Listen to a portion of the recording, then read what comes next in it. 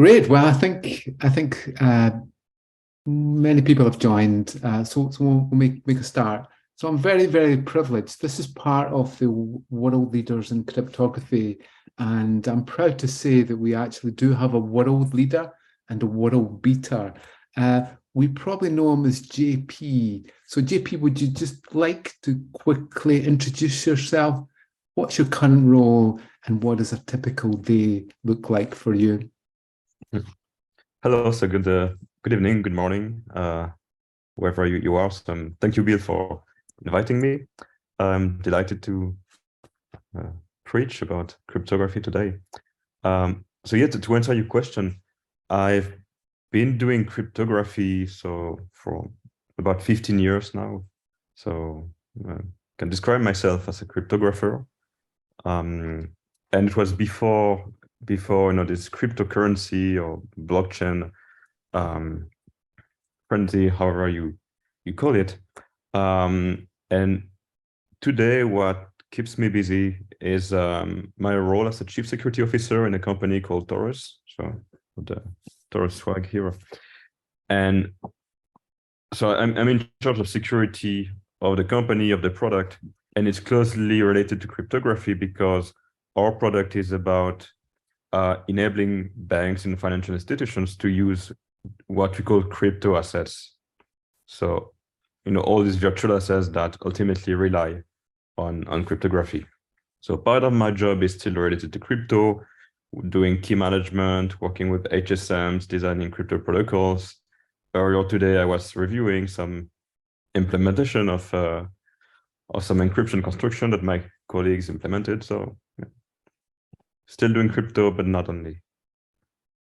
Yeah.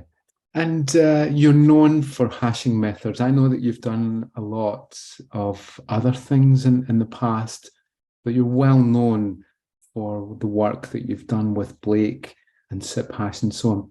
So Yeah. For our students and those relatively new to the area, could you just quickly explain what hashing methods are, if you can, precisely? Yeah, sure. So, I've never been a great mathematician.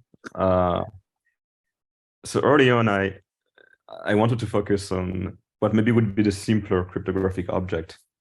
I was also at the right time at the right place because at the time when I started my PhD around about 2006, we were preparing for the SHA-3 competition. So SHA-3 is now the NIST US federal standard for hashing. And back then we were developing what would become SHA-3 because SHA-2 was deemed to be potentially risky. And hashing is the simplest cryptographic object you can imagine. It's really stupid. It's a function that takes any piece of data, small, big, and just bytes. It can be an image, it can be a text, it can be any file format. And from this potentially huge piece of data, it scrambles the bit, mixes the bit together in some complex way. And it returns just one small piece of data, that we call the hash or the digest or the fingerprint, depending on the context, of typically 32 bytes or 64 bytes.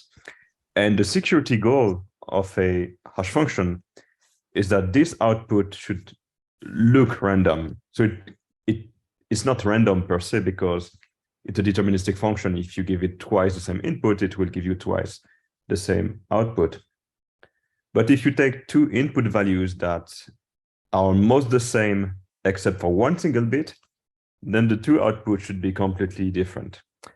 And why this, stupid type of function is important? Because we use it almost everywhere in cryptography. So we use it to check the integrity of files to make sure that the file has not been modified. Because if you modify the hash, you will modify the output.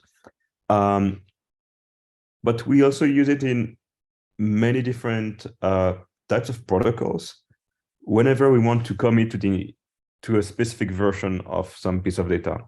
So it's used in, for example, also in encryption schemes. If you look at the RSA encryption construction called OAP, so under the hood, you use hash functions to encrypt the data. in digital signatures, when you sign a message, you don't sign the message directly. You sign a hash of the message because our signature algorithms, they can only accept as input some piece of data of a fixed short size. And you can also use hash functions to generate pseudo-random streams of data. You can use hash functions to authenticate data with what we call message authentication codes. So that's, yeah, we call it the Swiss Army knife of crypto because it serves a large variety of applications. Great. And what sparked your interest in maths and computer science? I know that you're not a mathematician, but obviously you need to be quite good at maths. What got you into the area of computer science in general?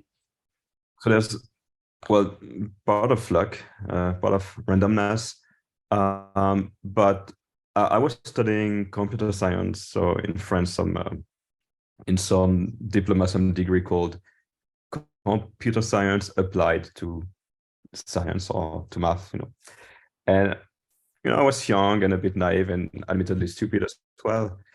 And I doubled one of my university years. At this stage, okay, what am I going to do with my life? I was quite a mediocre student at the time, and I just realized, okay, if you don't pay an interest in studies at this time, then you will pay the price all your life. You will have a bad degree, a poor job, and presumably unsatisfying life. And at that time, I was reading a lot and getting interested in a variety of topics, including computer security, hacking. It was in the early 2000s. There were many resources online about hacking, whatever that means, and also AI before it was cool.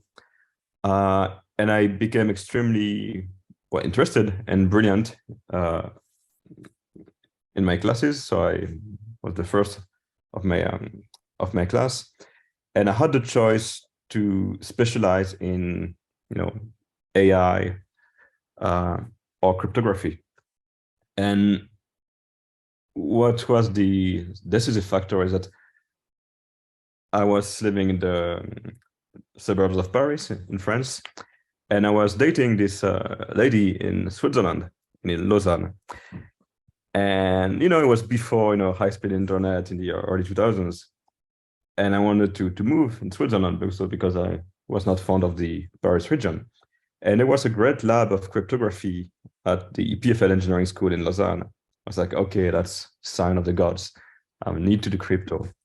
And then I was, lucky enough to get accepted for a master's thesis. And that's how crypto chose me, so to speak. That's great. So your route was through an undergraduate degree, and then you say you went on to do an MSc, and then you did a PhD. What was that a natural route for you to take? Why did you want to go and do a PhD? Why didn't you go into industry straight after you graduated? It was very clear to me early on when I started my master's first year. I wanted to do research. I wanted to learn more about the fundamentals of cryptography. And when I started my master's thesis, I told my advisors, then Serge Bonnet, okay, I want to do a PhD. And also I was lucky to have the opportunity to be accepted in a program. So there was a grant from the Swiss government. But I wanted not only to do, pure research, however you can understand pure, but I wanted it to be related to real applications and not wanted to say what society needs, but not do only academic papers and research that no one can relate with, but do something with some connection to the real world. Because there was at the time, there was and there's still admittedly a big disconnect between the academic community and practitioners, even to the point that now we have the Eurocrypt conference, and we have a conference that is called Real World Cryptography, because supposedly the other ones are not so real world. So yeah, throughout all my career, I tried to connect these two worlds, well, industry, and academia. Yeah, it's a common theme. I mean, I see many people who have worked in cryptography who are moving into industry because there is such a gap, such a knowledge gap there, that they really need some strong academic skills and rigor. And I see people working at the top levels of industry who have come from academia and who are still practicing their maths and their research skills. So it's a very healthy industry. So it was a long time ago, but you wrote a paper on the SipHash. I think that was one of your first areas that you investigated. So what was your motivation behind SipHash and what problem were you addressing? Thank you. That's a very interesting story because, you mentioned the hash functions I designed, and I think I followed the opposite route that researchers usually try to follow. And SipHash is a prime example of this. So it was in 2011, if my memory doesn't fail me. We had witnessed a class of attacks called hash flooding on a number of web applications, and more generally on a number of programming languages and frameworks where internally you had some hash table mechanism. And when you store something in a hash table, another hood, you use some hash functions, to assign your value to some bucket in the table. And depending on which bucket you choose, you get different performance figures in terms of access time. And it was found, so not by me, not by Dan, where it was actually rediscovered by researchers because the attack was known since maybe 10 years before that. And the idea of this attack was that if you can easily find collisions for the hash function in this hash table, so collision is different inputs that give the same output. So if you can give many different inputs having the same hash and send these input values to your hash table, then they will all be in the same bucket, which means that the access time, the read time, will be much slower than what you expect on average. And it was used ultimately to realize some denial of service attacks on some systems. And people try to find a solution. Initially, they try to tweak a bit the hash to make it seemingly more complex, but they didn't really know what they were doing. So we tried to approach the problem and in a more scientific way and find the root cause of the problem and fix it at the root. And we found that what was needed here was some cryptographic security with something that we call a pseudo-random function, or PRF. And we designed this little function called SipHash, which is itself very, very simple. But there's a beauty in doing something that is simple, elegant, easy to comprehend for anyone.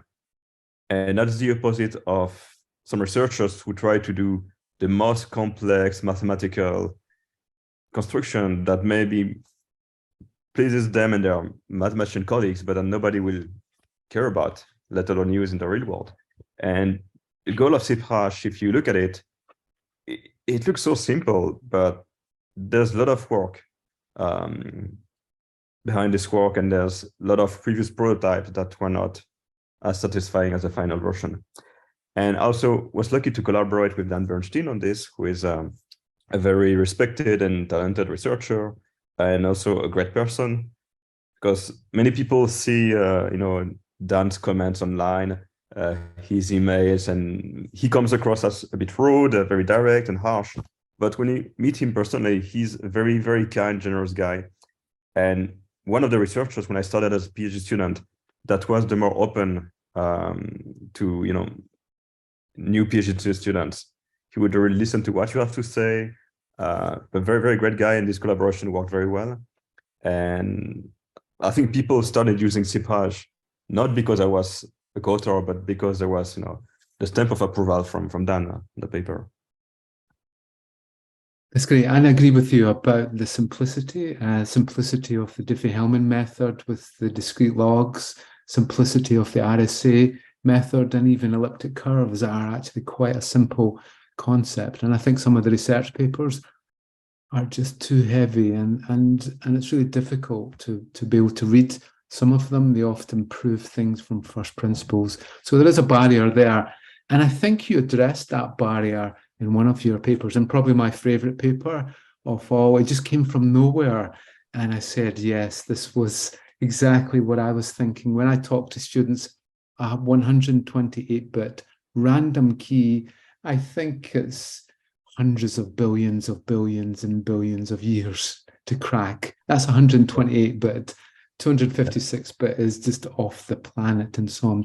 So you wrote this paper about too much crypto, and it came at it from lots of different angles, from the energy consumption point of view, from do we have too much security?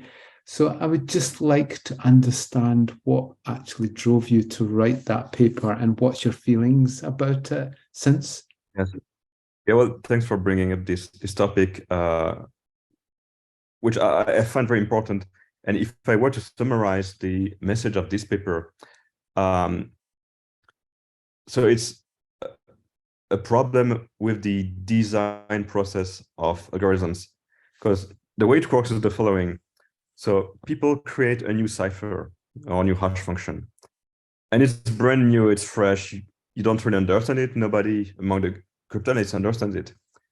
So you put it out there, you publish the paper, but you don't want people to break it within a week. I mean, you will look like a fool. So what you do, you design something that is very conservative, meaning that you make it very secure, but not very secure in the sense that it will effectively be secure, but in the sense that it will do a lot of operations and a lot of iterations of what we call rounds.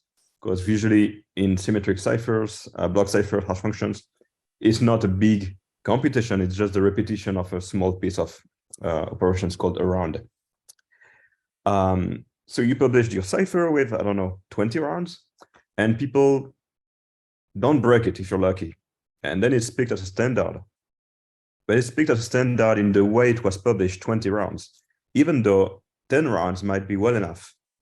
But cryptographers will never do it. They will never decrease the number of rounds because it will be perceived as, lesser security. So that's one problem. And if you look at many of the cryptography deployed, they do many more cycles, CPU cycles, and much more computation than they could do to provide the exact same level of security. Because the fallacy is that, if you increase the key size, you get more security for this abstract numerical notion of security. But ultimately, just numerology. 200 is a bigger number than 100. But in the physical world where we live in, 200, 2 to the power 100, and 2 to the power 200, it has the same practical significance, meaning practically impossible.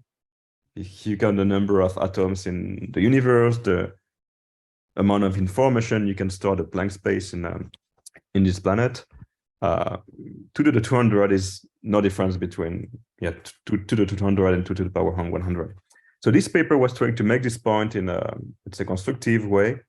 Some people loved it. Some people didn't like the jokes about some aspect of the academic world, but I made not some predictions, but some claims in the paper.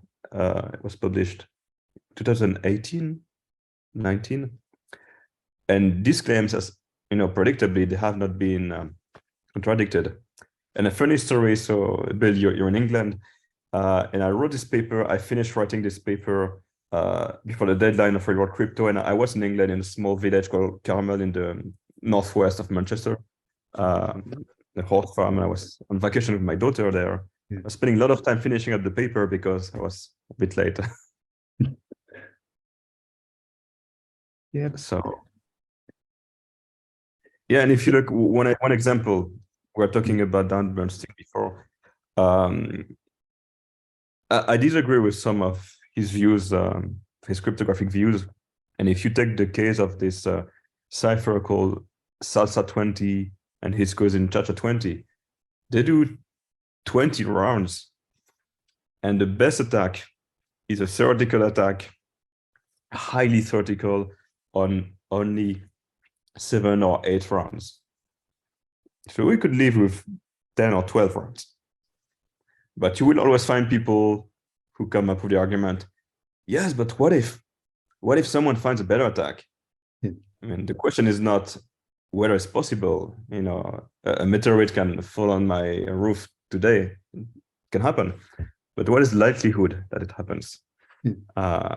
And as usual, people prefer to, you know, be on the safe side and, oh no, just in case I want to cover my position. And Yeah, there's a long track record of NIST really trying to maximize security. And I suppose when you submit your cryptography for standardization, you've got to look at the balance of performance. And I know that Ross Anderson's Serpent just missed, and he probably ramped up the security too much. Right. That was completely unfair, by the way. Yeah, it was in 2000s that there was Reindel to become A with 10 rounds, a margin of 2 rounds, and Serpent was doing 32 rounds, and the best attack was on 16 rounds. And they didn't even consider the possibility of changing the number of rounds. They're like, no, that's the number 32, we'll stick to it. But in hindsight, Serpent might have been much better because AES turned out to be implemented in silicon in most applications and not in pure software. But you know, we're always smarter after the fact. Yeah, and I think the other day, Ascon was named as a lightweight cryptography method. It certainly isn't the fastest, and it surprised me. And it's almost like the age, because Ascon's been around for a long time. They've just taken that one, and for the newer ones, they just don't trust them. I suppose it's a bit like the Lattice ones with post-quantum crypto. Lattice has been around and learning with errors, and obviously Isogenes fell at the last fence. Right. Yeah, go ahead. You mentioned the lightweight crypto contest of NIST. And the thing is, it's funny because everybody focused on the post-quantum contest because it's so interesting. All these crazy constructions, all these, you know, heated debates between a number of people, and people forgot that there was another competition for lightweight crypto.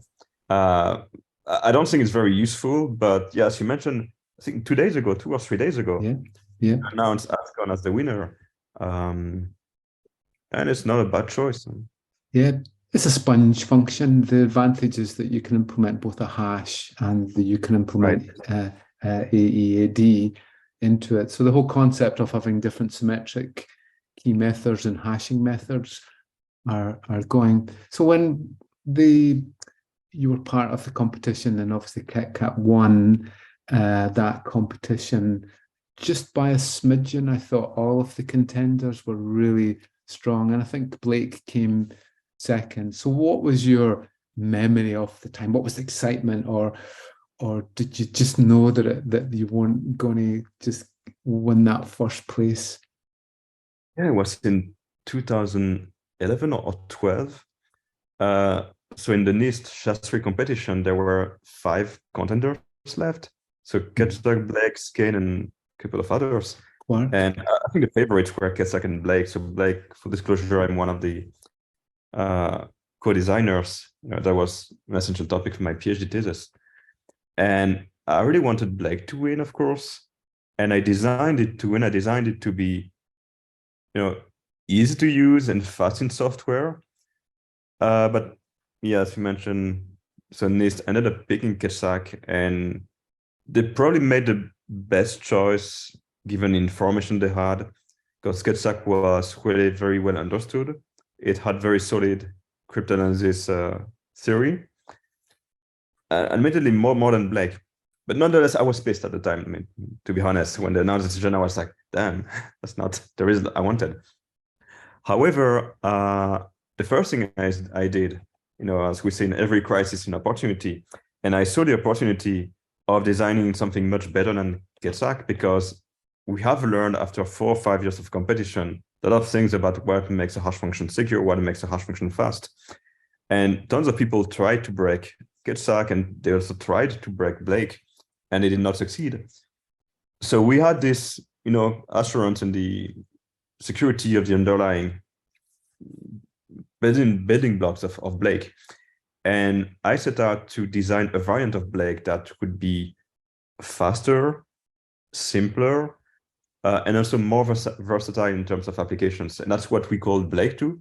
I designed it with a number of people that, had very complementary skills. And again, the same story as with SipHash, we put it on the market, so to speak. We announced it even without an academic publication. And the mere fact that it was so easy to use, that we had good implementation in multiple languages, and that it was so fast. I mean, it was, I don't know, maybe 4 times faster than Ketchak, and don't exactly remember. But, security is not something that you can measure, that you can quantify. I mean, you're secure enough and then people don't care. But performance, CPU cycles, waiting time, that's what people want to see, not fancy math or not impressive names. If it does the job. Yeah, and it just was so much faster. And I think the 12 kangaroos method has been developed. So it's almost like this standardize, and then because they standardize, it doesn't give you the opportunity to change and update. We see that with the fossilization of digital signatures and so on. Eventually, we're getting rid of DSA and so on, but it's still supported and it doesn't get a chance to live and breathe. So do you think that Blake has just advanced faster than with the SHA-3 standard? And my main question is, do you think that Blake is better than the SHA-3 standard? If they did the standardization now, do you think Blake would win? Yeah, we didn't have the constraint of being tied to a standardization body, and it takes time to do things, to follow the process, to do all the testing, to do the documentation, get it approved by all the parties. It took them maybe 1 year to get the standard published after Ketchak was announced as the winner. And so we had this freedom of publishing it how we wanted, where we wanted, to modify the algorithm. There was no process, no committees, no formal specification. However, Blake 2, so you have, the standards that get adopted, top down, because they're standardized by a standardization body, and then people use them because they're standard. And there's the other way, the de facto standard, that where something is used in many places, then it might become a formal standard. And that's what often happens with the IETF standards, the RFCs.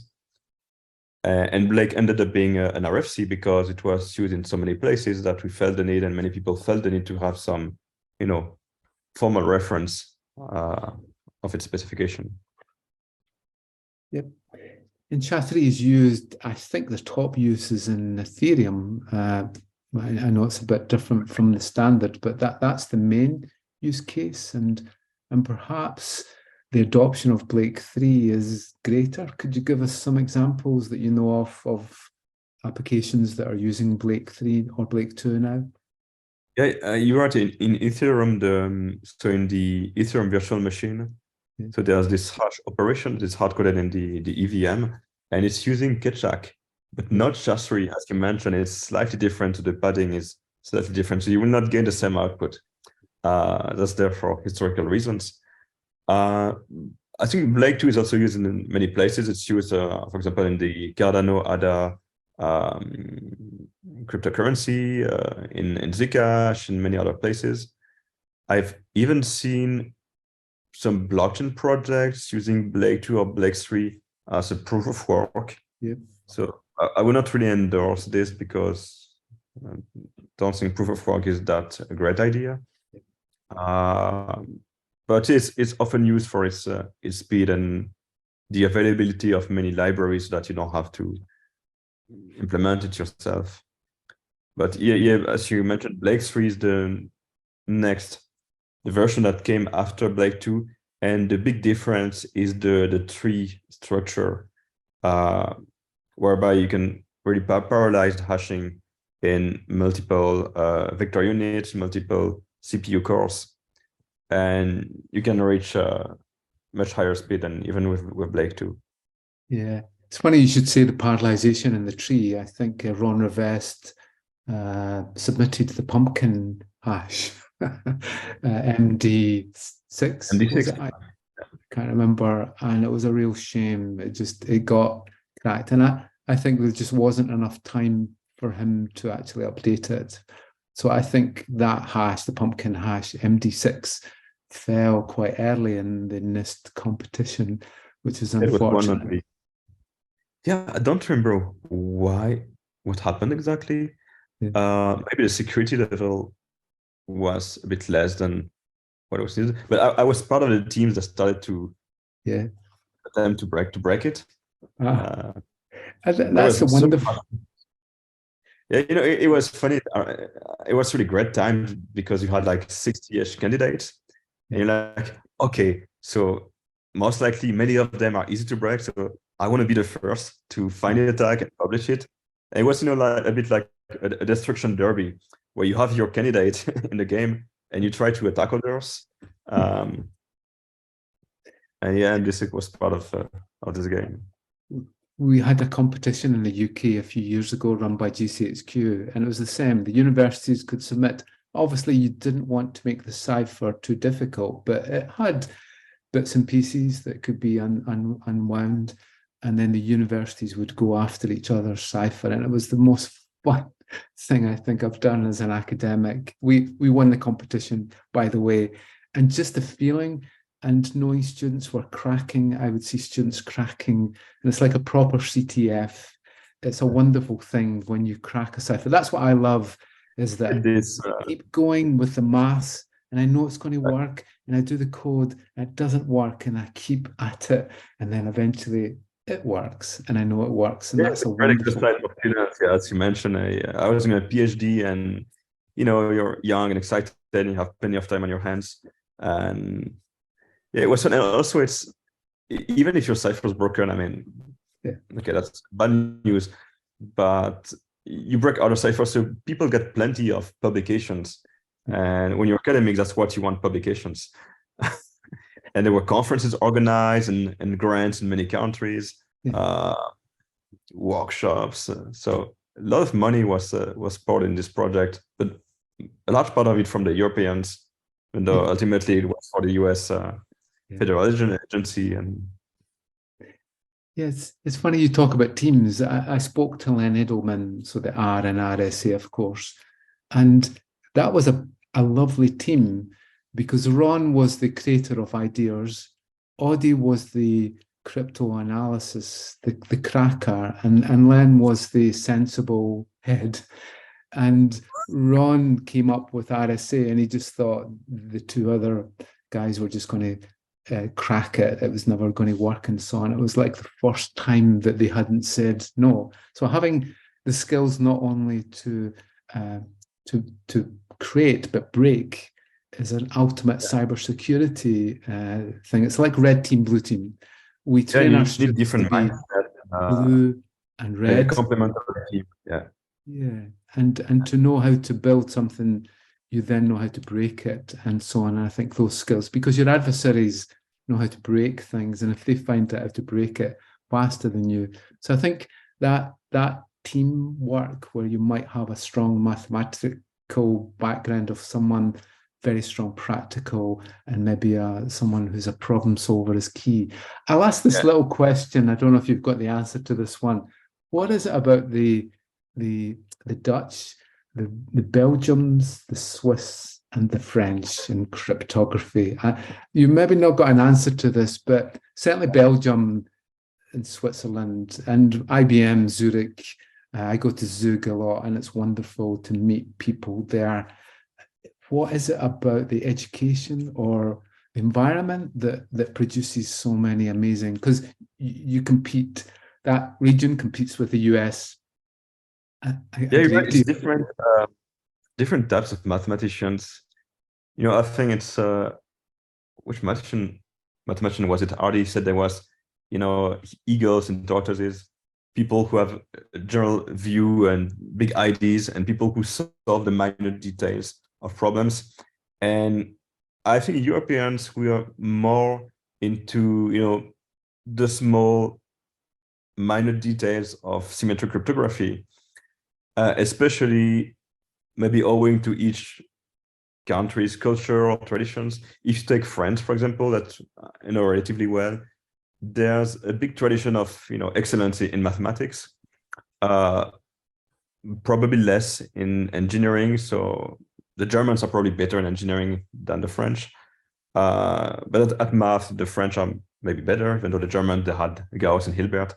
But it's different skills really. And you mentioned Belgium. So one thing is that there's a big lab of a big team in Leuven, headed by Bart Prenel, and they really had maybe one of the, or maybe if not the biggest, cryptography team in Europe. They were also very active, very brilliant people came there.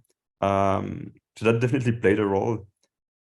And interestingly, the public key and theory community, they're more so in the US and also in Israel. They have brilliant people in complexity theory, what's at the intersection here of math and crypto. So yeah, we have really complementary communities, but symmetric crypto tends to be more European. And in Switzerland, yeah, we have the Swiss people and the non-Swiss people that happen to live in Switzerland like me, but there's some very good schools and companies. You mentioned IBM, there's also Google in Zurich. And also these people tend to like to work together depending on the context. But if you look at KESAC, the team was these mostly Belgian guys. Yeah. Guido was Italian, still Italian. And AES was also Vincent Raymond and Johan Demmen, so two Belgians. So yeah. The other day, someone told me, but I don't trust AES because of the NSA. Well, AES was designed by Belgian guys who presumably has nothing to do with. And some of the early patents, the RSA and Diffie-Hellman were patented. So, and I know that NIST now has a rule that it can be patented. And I think some of the lattice methods are having trouble just now with post-quantum. Yeah, because if it's found that any of these methods are backed by patent, then obviously I think one of the US labs is suing, I can't remember, Apple for billions because of one patent breach on a chip. It's very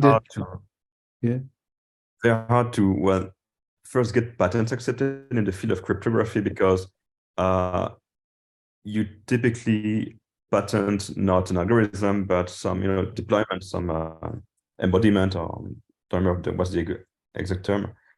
And in the field of lattice based cryptography, it's particularly difficult to assess the scope of a given patent or patent application and the coverage of it, because when you read this, it's very different from a specification or academic paper. And also, I've seen all these discussions in the context of the post-quantum project. And sometimes I feel like the argument is a bit used not as a threat, but, there's a risk that this might be covered by a patent, or these guys, they submitted a patent somehow related, so maybe they have some idea. I don't want to discard patents completely. They play a role, even though they're often misused. But yeah, it makes things more complex. And if you look at the case of Schnorr signatures, so we have these two main, signature constructions for multiplicative fields and elliptic curves. We have ECDSA and Schnorr. And ECDSA is much more complex than Schnorr signatures. But Schnorr was patented in the, when was it, mid-80s? Yeah. That's what ECDSA ended up, and it's standard and was everywhere. But now I think the patent of Schnorr has expired a few years ago, and now it's used in Bitcoin. And that's right. And the FIPS 144 or 5 now defines EDSA. That's the first time we've actually seen a SNOR signature. And ECDSA is such a beast in a distributed world that it doesn't really do aggregation very well, but out the box, EDSA is much more natural. And it's a shame that the sort of development of it was held back. I know the DSA, the patent was assigned to the people of the US. So it was signed over. Sometimes you patent because you want to cover your academic work to allow it to have impact so that you're clear to go. So perhaps patent protection, I think, holds back some of our cryptography. So it depends on the goal of the designers and organization. And patents can be more or less effective. So my first job was in the pay TV business. It's probably where you have the most crazy cryptography and the most secure systems, smart cards with custom chip, custom everything. And we had some patented ciphers because we kind of needed them to pursue some, anti-piracy litigation.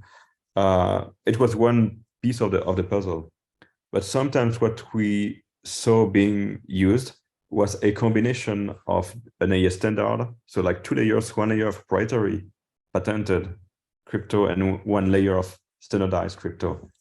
That even though the first one is completely broken or breakable, you have a safety net, the standard crypto, and you need to execute the patented one to get the right result. Yeah, it's a difficult area. I know that some journals actually stopped publishing cryptography papers because they just couldn't find the reviewers, and it would take days, if not weeks, to actually review a paper, and it's obviously at no cost. So what does the next decade look like for cryptography? What are the key problems that researchers need to work on? Oh, it's always hard to predict what's going to happen, but what I see as extremely exciting is from the blockchain space.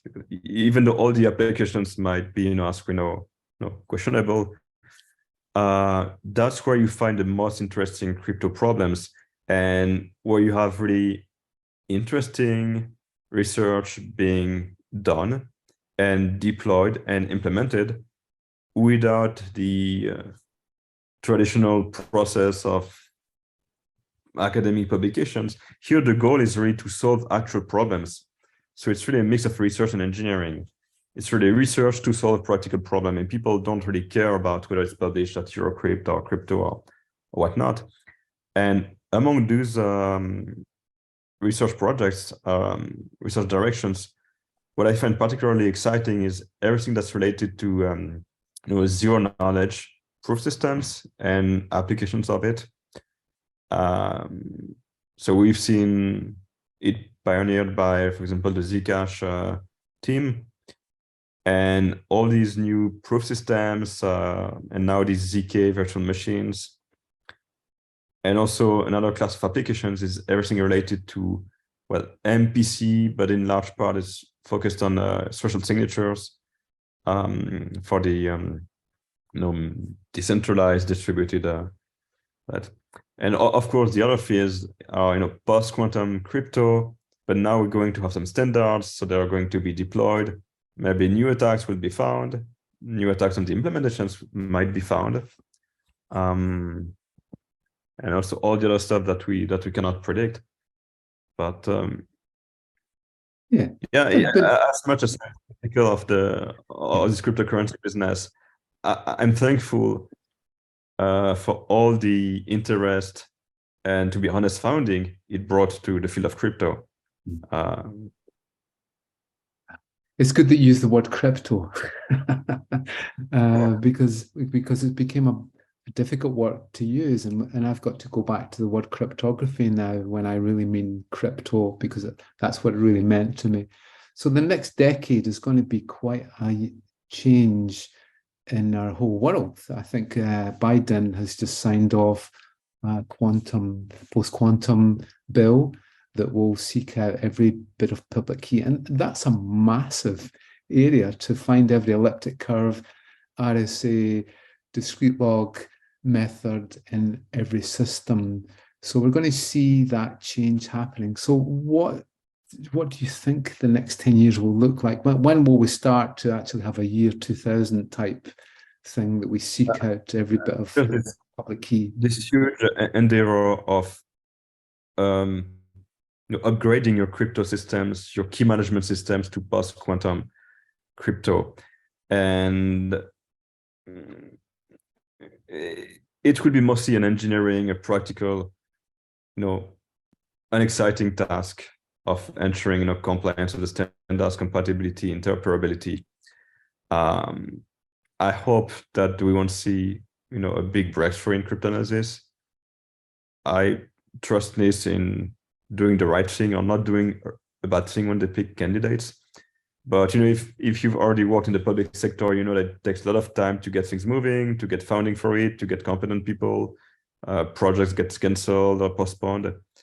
So yeah, I think that this transition to quantum safe crypto is the right choice from the perspective of the US government, because it's an assurance in case we see a breakthrough in quantum computing engineering, which I do not expect, but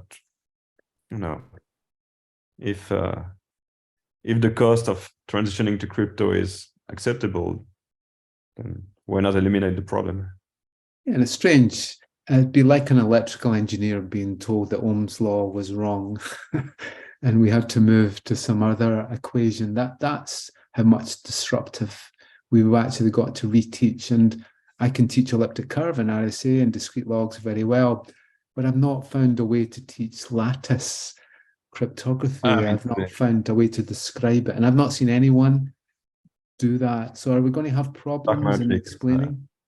Yeah, maybe the easiest post-quantum crypto is hash-based. Yeah, and even then, it's very hairy constructions with trees and trees of trees. Merkle, yeah.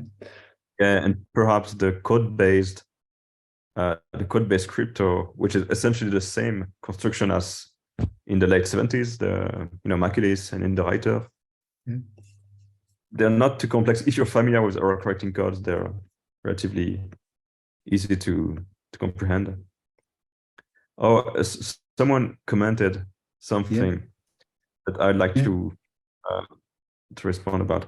The RSA, famous RS from Schnorr. Yeah, bring back Schnorr again. Yeah, right. So this article made the headlines, but not for the right reasons. And many newspapers put out a headline like this: Chinese researchers claim success in breaking RSA encryption with quantum computer, which is completely false, factually. There's no emergency at all. What they only did, and it's completely ironical, if you read the paper, I don't find it very honest. You have to jump through to the conclusion and see the sentence where they say, it's unclear whether our method can bring any speed up. So essentially what they do, they don't speed up, that they don't have a quantum computer in the first place. It's only an article. And they take a method of factoring numbers that can work on a classical computer, like my MacBook. So we're not talking about we're not talking about the quantum exponential speedup that gives you practical or potentially practical factorization. So just imagine the case where you pick this classical algorithm, and instead of running this on your laptop, you would run it on a quantum machine. And they try to use some techniques to possibly run it faster than you would run it on your computer, in theory.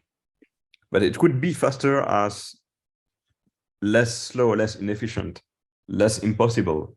But it's nothing to do with breaking RSA. And if you read the paper, it's really not clear. And honestly, I blame the researchers, because it's not very intellectually honest to put it the way they did. Yeah, and I think these things spread like wildfire. One agency publishes it and then it's just sent out. I think the ransomware attack and the French and German cloud providers just now, and it's the same article. There is Yeah, nothing technically. They one big show. user said who does an article about it, and then everybody follows. Good. But And so you've taken an industry route rather than an academic route. So there was obviously a time that you said, I'm not going to be a professor and I don't want to be a researcher and so on. I want to get into industry. What was that decision? Why did you take the industry route and not the academic route? well, it was a lot of luck. I was applying to the job in late 2009. At the same time, I was applying to a postdoc, but I was leaning towards these industry jobs. It's not that I wanted to do industry or I did not want to do academia. I was a bit clueless as to the reality of these jobs were, because everybody has prejudice on what they don't know, and academics have a lot of prejudice on what industry is, and they criticize something that they know very little about. So, and I mean, I don't regret a choice at all. Also, of course, I've had the chance to keep doing research, so internal research, proprietary stuff, but also keep a foot in the open, public world, doing a lot of conference presentations, collaborating with academics, and trying to get academics closer to the industry and the other way, trying to bridge the gap between different communities. That's also why I did that book, because I was really frustrated with the crypto books that were published. I found that there was a lot of mental masturbation with too many jargon and equations and symbols. Why do we need to use a Greek symbol for this? Just to make it look, sciencey or no? So when I did this book, I tried to avoid as many equations as I could and just explain the ideas in a clear, informal way, but nonetheless, touching to the fundamentals of crypto, not just giving recipes, but try to convey the core ideas that you could find in academic textbooks. And you talk about crypto assets. So one of the role that you have now is crypto assets. And I think our challenge is to take the great work that's happened in cryptocurrency and to scale it into crypto assets. So we properly tokenize our economy. We have more trustworthy, we have identity from the citizen and so on. I think you're right. They've led the way, and Satoshi Nakamoto did something and left and made this machine work. So how do you think we're going to take all those wonderful things and really start to push the industry forward? The banking industry, for example, to tokenize their transfers for the assets that we transfer. For a house sale, it now becomes a cryptographic sale. Summarize it pretty well, because what our company is doing is that we give our clients, typically banks, a way to integrate crypto assets in their business, so in their core banking, in their accounting, and so on. And when we mean crypto assets, it includes cryptocurrencies such as Bitcoin or Ether, but it also includes stable coins, CBDCs, so central bank digital currencies, and tokenized securities. And many people come to me and say, "Oh, JP, are you feeling okay with the crypto winter? What if Bitcoin crashes?" I mean, many of our clients, they couldn't care less about the price of Bitcoin, because as you mentioned, Bill, the end game for them is tokenization of securities, of real financial instruments. And in Switzerland, we're very, we're still at the early stage, but Switzerland is a pioneer in terms of the legal framework. Now it's a Swiss law was passed in February 2021 that authorizes companies to tokenize their shares, because to tokenize debt products. And here you don't depend on the price of Bitcoin or Ether. And you're even happy if the price crashes, because it means that you pay less gas fees. And then you can kind of get the best of both worlds, in the sense that an advantage of this is to reduce the number of intermediaries when you transact, when you make transfers. And we've seen many SMEs, raising capital via tokenized shares. So it's regulated. It's not virtual Ponzi like many cryptocurrencies. And even if you lose your wallet, you lose your private key, then you don't lose your assets because you're still registered on a central shareholder registry. But nonetheless, even all the big banks, now they really see the future in this because the legacy systems that tend to be relatively slow. So it's not a magic bullet, it's not solving all the problems. It's creating many more new problems, but hopefully it will contribute to more modern finance. And I believe in the years to come, we'll see more stable coins and also more serious stable coins being used. Now we have that's USDT teaser, but USDC is used all over the place. So. Yeah, I think the UK is looking at stablecoin too, so that should be interesting. And it just makes sense if it's backed by a central bank and it's got money behind it. It's the same. It just becomes more trustworthy in its approach. So my last question: we have some MSc students, quite a few MSc students on this call here. This is a very difficult question to answer, but what advice would you give them on picking up skills and knowledge that they can take into industry?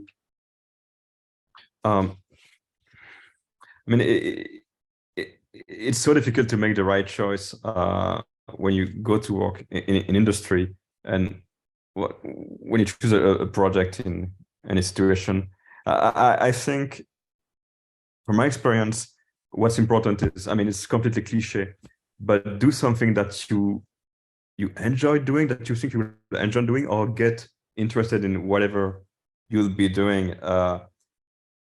And don't be afraid if you think you don't have the skills. Like, I was really bad at math, and crypto is perceived as having a lot of math. But if you're passionate about the stuff you will do, then you'll enjoy it more, you will work more, but it will not feel like work. And that's the advice I try to give when I see students, they apply to different places. And this is this cool company, but this boring company, they pay me a little more, so I'll go to the boring job and make more money. Not sure it's the right bet unless you really, really need that money. That's great. Well, thanks very much, GP. That was really fantastic. I hope everyone enjoyed the talk today.